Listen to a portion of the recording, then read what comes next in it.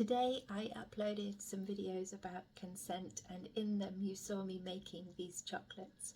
I talked about what consent means for people who cannot give informed consent, and how alternative forms of communication give access to some but others remain excluded.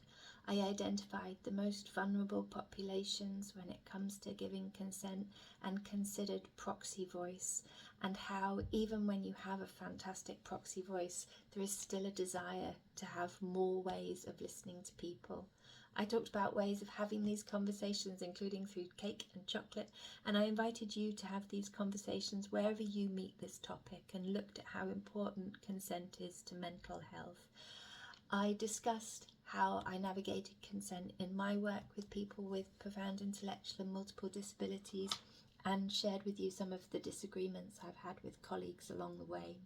I talked about feeling for consent rather than thinking for it, and explained the methodology there. I talked about wanting the consent I want for myself, for everybody, and for that not to be contingent on intellect. And I talked about how valuable it is to have conversations like these as a movement towards a future that is potentially more inclusive, where people are heard more and feel a greater sense of belonging, and that sometimes fixing rules and guidelines stops that movement rather than providing what you might want. But most people didn't make it to the end. Most people stopped about halfway through. So I guess discussions about consent are very similar to the chocolates in that you can only take so much of it.